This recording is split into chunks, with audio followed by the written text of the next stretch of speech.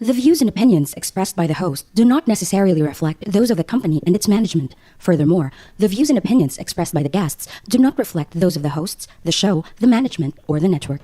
This podcast episode is brought to you by Montesa Medical Group Aesthetic Center, Advanced Dermatology, Age Management, and Plastic Surgery. Timeless beauty, safe, and worry-free.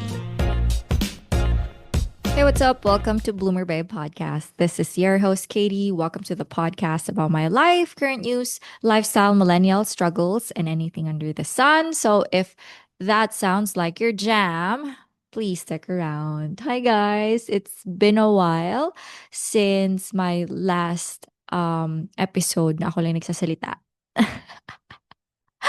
This episode would only be an audio file. So, wala tayong video. Hindi nyo makikita yung mukha ko. For this episode, I just want to share kung ano ng mga happenings or mga current news lang. I was supposed to be on a season break, but we have to push through. Kailangan natin mag-release ng episode. 4 more episodes before the end of the year. I'm thinking of doing a sit-down podcast na lang for the next episodes para naman chika-chika lang. Although I still have a lineup of interviews talking about personal journey of a Pilates instructor, and for people who are planning to get aligners, I have a lineup interview with a dentist so that you have, ideas or kung may mga tanong kayo, that would be a good episode for you to watch out. So, ayun lang. Kamusta na kayo? My gosh, I'm recording this November 30, the last day of last day ba? Yeah, last day of November and December na, guys. So, mas malakas na yung mga kanta ni Mariah Carey sa mga supermarket at sa mga malls. Charot. Nakaranas na ba kayo ng traffic? Grabe, ibang klase na yung traffic ngayon na. From before siguro mga 1 hour traffic, nagiging 2 hours na ngayon. Especially kung dadaan ka sa EDSA. Girl, pati yung Grab fee, nagiging doble na din sa sobrang traffic. Kasi nga, matagal. Anyway, kamusta kayo, guys? I wanted to share kung ano mga ginawa ko last week. I think lately na lang. My topics are the new Wicked movie, the second installment of the Wicked movie, and the French Film Festival, and my Chalazion story or Chalazion situation. Okay, so for the Wicked movie, I was able to watch the Wicked 2 in SMOA or SMX. We watched it yung 4DX na. It was my first time to experience 4DX sa Philippines. Kasi meron na siya before. Na-try ko siya sa, I think it was Thailand. Nanood kami. Yeah. So, ang eksena niya is you have like the main screen, course, yung main screen, and then may projector on each side, like left and right. But it is not for the whole movie. So may mga scenes lang na meron kang images or may mga videos na lalabas dun sa gilid. And actually, hindi siya, for me hindi siya ganun ka pleasing to the eyes if you are not seated sa gitlang part ng cinema. So, ayun lang. Yun lang yung aking comment about it. Naalala ko dati, napanood ko yung moving Deadpool with 4DX. It was fun because yung may mga scenes kasi si Deadpool dati na umiikot, 'di ba? Like 360, yung mga action scenes niya. Maganda siya tignan. And hindi ko maalala kung if it was the same thing, kung distorted din ba yung screens on the left and on the right. Kasi naalala ko parang hindi eh. In this Wicked movie kasi, distorted siya eh. So let's say may basket na pinapakita on the screen or on the left or on the right. Para siyang hindi ko ma-explain eh. Pero distorted siya. Parang hindi siya yung makikita mo na supposedly na the full figure of the basket. Hindi. Parang stretched out siya na image. So, yun yung hindi ko nagustuhan sa 4DX. But all in all, the experience, medyo mas mafe-feel mo yung mood of the scene kapag ka merong other screens on the left or videos on the left and on the right. It was a good experience. If you wanted to try, we watched it in SMX in MOA. So ayun lang, hindi ko rin alam how much is the ticket price, but I think you can book it online. Meron ding option for you to buy, I think, popcorn so that you don't have to fall in line. Anyway, so ayun lang. What I noticed on the movie, number one is sobrang payat ni Ariana Grande. I don't know why, pero matagal na siya. Parang last year pa yata siya nagkakaroon na sobrang payat siya. And then, syempre nagte-trending siya sa TikTok. So, it keeps on coming up on my algorithm. And there were videos or slides of picture of Ariana Grande way back 2016. And if you are in Tumblr that time, alam mo na, mga anorexic babies or girlies that time, dun talaga sila nagpo-post. So, parang nakita yung mga videos or mga pictures. I don't know if this is AI pala, no? But pinakita yung mga pictures or yung mga slides ni Ariana Grande nung 2010s pa. So, she was really a part of the skinny, community back then. So, I don't know, stress ba siya ngayon or is it really? Because there's a conspiracy going on in Hollywood that the actors and actresses, they're making them skinnier to be ready for the, let's say, the recession, aesthetic daw. So, I'm not sure if that is true, but yun yung nakikita ko. Anyway, for the Wicked movie story pala, I'm not really into musicals. The last time na nanonood ako ng musical was, girl, hindi ko maalala. Girl, hindi ko talaga maalala. Parang Lion King pa yata yung pinapanood na musical. But, ayun nga. So, hindi ako mahilig sa mga fairy tales, mga fiction na ganito. But, good thing is, the friend that I went with sa Wicked showing na to, syempre, every time, just like a Marvel movie, naalala ko tuloy yung best friend ko. They always give me like a summary of the last movie that is related to the movie that we are watching. So let's say Marvel, they will tell me kung ano nangyari dun sa, kahit napanood ko na ha, parang like a recap of the last movie that is related, let's say, to Spider-Man or Iron Man. And same thing with Wicked. Talagang kwento niya sa akin what happened on the first one. So, minsan may mga scenes pa while the movie is going on, he's telling me na the reason why this scene is going this way because from the first movie, ganito yung nangyari. I enjoyed it as a person who doesn't really watch fiction films. I really enjoyed it. So, ayun lang. For the songs, I'm not really familiar with it, but they said that these songs were not as popular as the first film daw. Actually, wala nga akong narinig na something I heard familiar. So yeah, before you go to the cinemas, I suggest you go check the playlist on Spotify. So alam mo nang kakantahin mo when you were in the cinemas. Charot. Anyway, so yun, going back to super skinny Ariana Grande. So, I hope she's healthy kasi sobrang noticeable ng pagiging skinny ni Ariana Grande on the film. Like, I know for sure that the dresses that she wore on that film was, customized pa for her just to fit in. But sobrang payat niya, girl.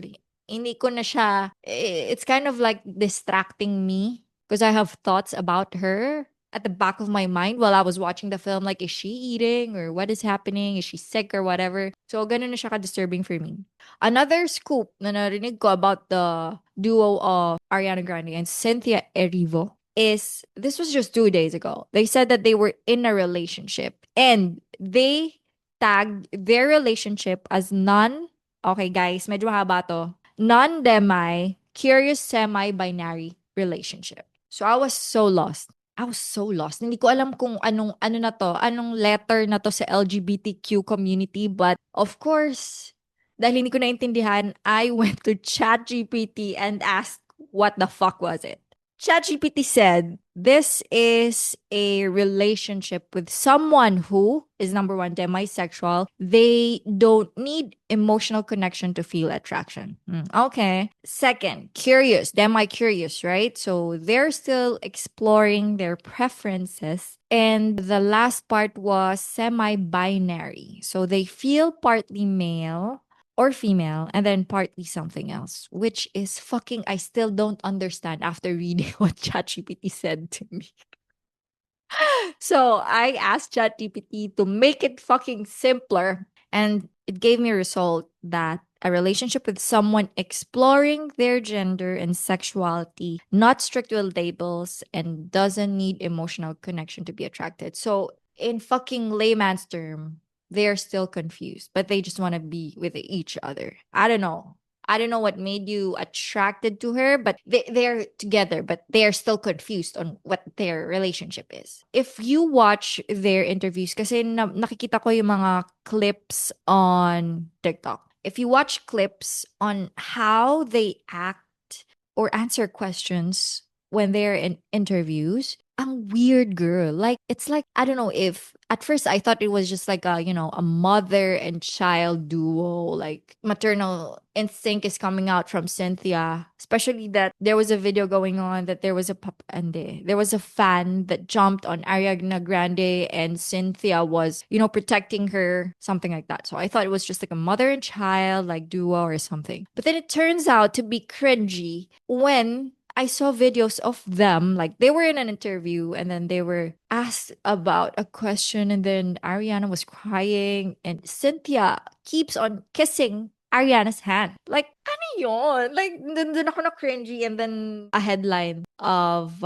their sexuality or their relationship got out the next day. So, ayun lang. Ang weird ng relationship nila. I don't know what is happening in Hollywood, but that was fucking weird. But okay, going back to the Wicked movie, go ahead and watch the movie. It was good. It is worth it. And also try 4DX. Do you want me to tell you the summary of the Wicked Part 2? Baka lang kasi ma-spoil ko kayo, but just a konti lang. Okay, konti lang. So, Wicked 2 continues with Elphaba's story. So, she was tagged as the Wicked Witch of the West. Siya yung naging still most wanted woman in Oz. Glinda became more famous, powerful, and then there are plot twists at the end of the movie. Wag na nga nating sabihin, but yeah, there were plot twists, two plot twists at the end of the movie. So ayun lang. The theme is of course friendship, kindness, and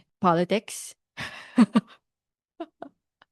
So ayun lang. Watch the Wicked movie. I think it's still showing on theaters as this episode is airing. Next is French Film Festival. So, as a film girly?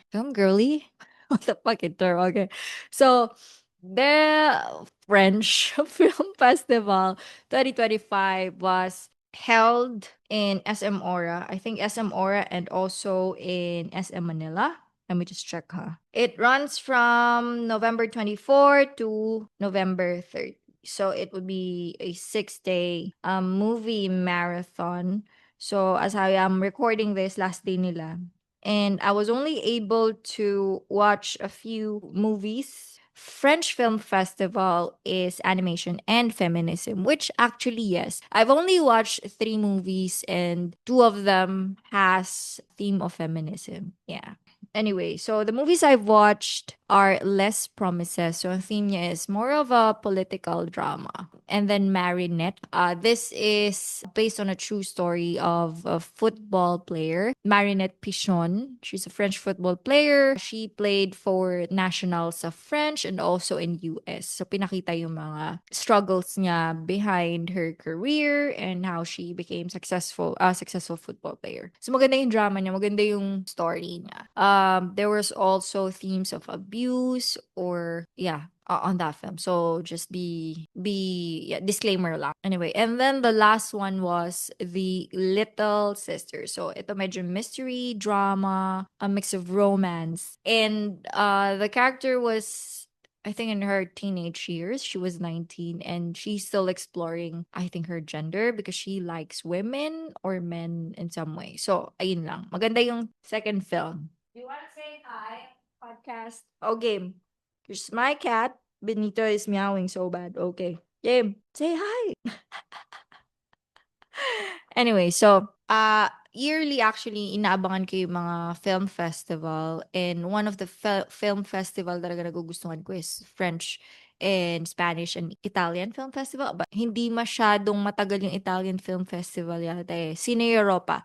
So European countries yung sumasali sa lineup nila. why I like French films pala is sila kasi yung storytelling nila medyo slow burn. Meron sila yung mga characters nila. Magaling sila introducing their characters and how they're really good blending it back to the main storyline. So, maganda siya. Maganda talaga sila. Ang gusto ko pa sa kanila is they always have a good touch of reality sa mga movies nila.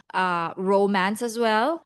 Cinematography, magaling, maganda. And it's really for people. Oh my God, sana wala ma-offend, but it's for people who love movies with that substance, not just, mga pa action movies and all. So you have to think, you have to really be focused on the story so that ma-follow mo kung paano tatakbo yung pinaka-storyline. So, ang common themes that you will see with French films are complicated relationships, yung mga forbidden relationships, They said actually in French people, like, it's common.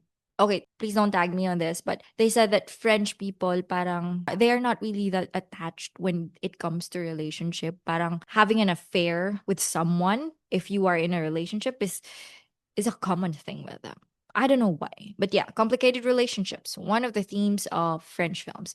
Coming of age, grief. They really are, their actors and their directors are really good showing yung mga emotional plots ng mga movies. Pag madrama, talagang madrama, girl. Ang heavy talaga. Like, may mga movies na natatapos siya. Dito ako nababad trip eh. Magaling sila to showcase or to show it on the film. But, syempre mag-e-end yung movie ng heavy. Alam mo yun, parang okay, yun na yung ending. Bakit parang ang sakit? Masyado ko sinampal ng realidad. So, ganun siya. Kaya magaling sila sa mga main character or mga character-focused plots is they really take time to introduce each character per movie. Yeah, that's what I like about them. Politics. They're heavy on politics as well. The first film I watched is Les Promises. Ibig sabihin yata nito is The Promises. It follows a story of a mayor of a city near Paris. Follows a kind-hearted mayor. Meron kasi siyang project housing project, and she made promises to them to get their life to be better. So, magkakaroon ng improvements, lower cost, etc. But then she was offered to be a minister. She has to be part of like a plan, like quote it quote a plan that is corrupt, if you know what I mean. Like, there will be a part that will be distributed for the people who is included on that plan, like quote unquote plan. So, ayun lang. Maganda yung movie. It was a slow burn. You have to be really focused. You really have to be, like, every scene, kailangan mong intindihin. I suggest if you go to these French film festivals or any like international film festival, you search for synopsis muna. So, para may idea ka what is the story is going to be about. Diba? I don't speak French. See, I don't speak French. I don't even like comprehend. Maybe a few words lang, like a few phrases, but I don't speak French. But I love how they showcase their movies to us. That's how crazy I am with them. And also with Spanish film films. So, ayun lang. So, politics, identity, common themes complicated relationship, coming of age, grief, identity. They're very open, diba? They're very open with their sexuality. Politics, slice of life. They really are good, like realistic, emotional. So ito yung mga movies na pang my life is a movie, vibes. And Forbidden Love, always a French classic. Anyway, so these movies, I can say it makes you, think instead of just be entertained. So if you're like, you wanted to go have like a time to watch like a light movie, hindi ito yun. Hindi ito yun, girl. Might be there some, like comedy. There, of course, meron din sa comedy, pero medyo mapapaisip ka pa din. And grabe yung mga plot twist nila. Doon ako nag-start Parang doon ako nag-start na mahumaling sa French films. Is grabe yung plot twist nila. Even for the comedies. Yes, comedy genre. It's fun. It's fun. Oh, lastly, for the ending, most of French films, ang ending nila is really a sampal of reality. Sometimes most of the time, hindi siya good vibes. Like, neutral lang, like, mid lang, mostly. Anyway, so ayun lang. Check out French Film Festival for next year. Oh, by the way, ang mga nakakasabay ko when I'm watching French or anything film festival are mostly, especially for French, mostly older generation. Promise talaga. Parang sa buong aisle, ako lang yung bata. Or basta, puro matatanda yung nakakasabay ko. I don't know. That's what I like about it is older generation talaga, they really appreciate yung pagpunta or pagpanood ng movie in cinemas. Not just, chilling in the house, Netflix, hindi. Talagang pumunta sila. Minsan nga may naririnig pa ako, o just like my dad pala, gustong-gusto niya manood. Like, we will do like 8-hour marathon. 4 films a day, 4 to 5 films a day. And then, marinig ko siya, umihilik na siya. Pero magpapagising siya sa akin kasi that's how he also loves watching these films. Sa kanya ko nakuha yung pagkahilig with international films. I thought it was weird at first. Mga hobbies ng tatay ko talaga. I thought when I was a kid, I thought it was weird. Like, he was a geek. But now that I am older, I really see those things as cool. Like, ang cool pala ng daddy ko. Like, what the heck? Hindi ko siya na-appreciate nung bata ako. Nung time, siguro na he's still into those hobbies. Like, tennis, ping pong, knife throwing, etc. Like, reading books and shit. I thought he was a geek. But now that I get older, parang shit, dapat pala although, nakakausap ko pa naman yung dad ko, pero syempre hindi na yung hilig niya ngayon. More on politics na lang yung gusto yung pag-usapan. Last part of my podcast, I just wanted to add this one. I just got okay, Chalazion. In Tagalog, kuliti yata to. Anyway, so I got a Chalazion on my left eye. I think weeks ago. So, ang nag-start na to, actually, I just wanted to share, especially for the girlies who always have their eyelashes done. Girl, medyo mag-ingat ka. Medyo pahinga mo yung mata mo kasi there might be a possibility that you'll get chalazion. Like, hindi lang siya cute na kuliti, girl, but this one, you have to undergo surgery if hindi siya madala sa warm compress. So, what really happens if you got the chalazion is basically, there is an oil gland on your eyelid. Hindi siya infection, hindi rin siya anything, but may namuong oil dun sa oil gland mo sa mata mo, sa eyelid mo. That's why meron kang bump. So it gets bigger, syempre kasi barado, and then it has to, be taken out by a surgery. So, natatakot ako kasi this is on my eye, 'di ba? Madaling tatakot ako Basta natatakot ako pag there's something na lumalapit sa eye ko. I know I do eyelash extension, pero nakapikit naman ako doon, like with their tape, like nasa labas lang siya. But this one, they have to do it, I think, on inside eyelid, but I don't know. Anyway, so it's not painful. It's just ugly. Like, you have a bump, like a big bump. Akala ko mawawala siya kasi nangyari to when I was in vacation sa Bali. So, I had my lashes done. Here in Philippines. Tapos, nag-red siya. So, pinatanggal ko sa Bali. Tapos, sabi ko, "Ay, gusto ko naman, I'm on vacation and I still wanted to look cute." So, I had it removed and then, siguro pahinga ng mga 3 to 4 days and then I went out to have it done again. And then, a day after, ko siya pinagawa, like a day or two, namamagana yung eyelids ko. Pinatanggal ko na siya ulit. So, I thought it's okay na, ganyan. And then, I noticed after a few days, there's a bump on my eyelid. So, yun na. And then, I called, kasi mahirap maghanap ng ospital dun there are clinics in Bali, but I called an online doctor. So, I used Consulta MD, as I always do. So, paoptal ako, ganyan. They said that warm compress lang. And then, I asked for antibiotics na. Diyos ko, nagkakahirapan pa kami maghanap ng antibiotics kasi iba yung antibiotic nila sa Indonesia. I ended up taking co-amoxiclav. So, medyo lumiit siya. Feeling ko lumiit siya. And I thought mawawala na siya. Warm compress ko na siya. And then, I went back to Philippines. So, hindi ko na siya pinapansin masyado kasi akala ko nga mawawala na siya. And then, one day, hinawakan ko siya ulit and sobrang tigas na niya.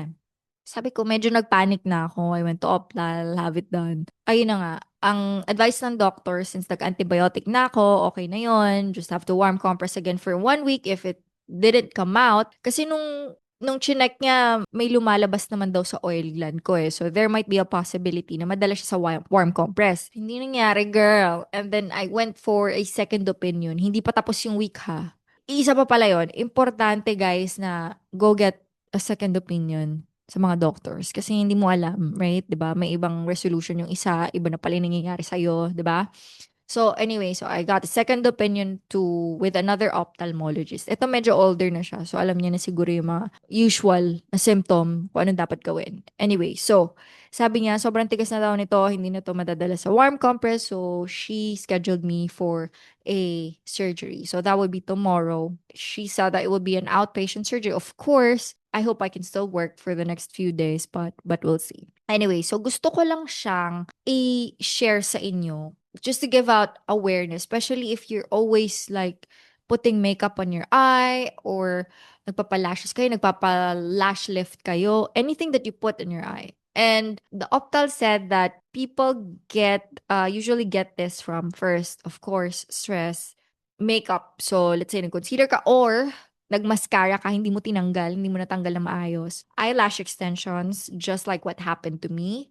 Lack of sleep, rubbing your eyes, or if you really just have an oily skin or blepharitis. Usual na treatment for this, home treatment for this is warm compress. If you see an optal, they might give you an antibiotic, ointment, or, just take an antibiotic.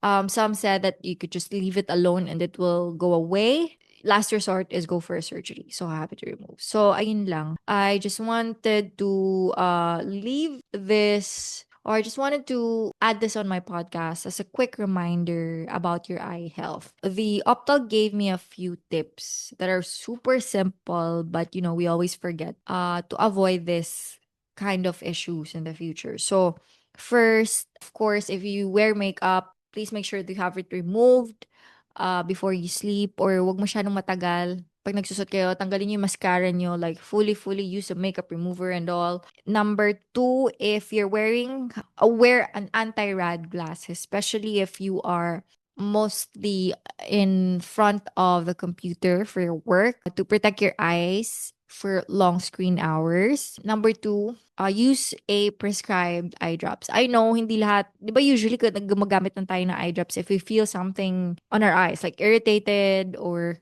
pag may eye sore tayo, but there are eye drops that you can request a prescription from your ophthalmologist just for like a refresher. Like everyday mo siyang pwedeng ilagay, Hindi lang siya para sa mga taong nag-contact lens and everything, but this is for your eye health in general. And also, lutein supplement. So, akala ko noong una, ano lang siya, like, no therapeutic, claims, etc., etc. But the optal gave it to me as a supplement to protect my eyes. Alam mo yun. So, why not? Wala naman mawawala. Yeah, take care of your eyes. Mahirap magsuot ng salamin. Yun, easy lang kayo sa mga lashes extension. If you can have your lashes grow na lang on its own, there are treatments like such as castor oil or lash, etc. Actually, the really didn't approve putting on lash serums, etc. on your eyes. But if you wanted to grow your eyelashes, maybe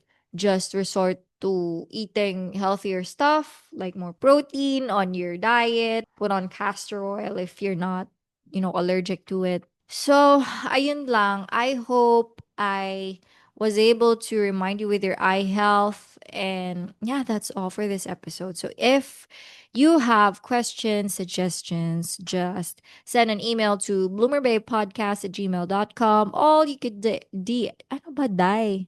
You could DM me on my Facebook, Instagram, and TikTok. I hope you have a Merry Christmas, Happy Holidays, and I'll see you on my next one. Buyers! Special thanks to Montesa Medical Group, Aesthetic Center, Advanced Dermatology, Age Management, and Plastic Surgery. Timeless beauty, safe, and worry-free.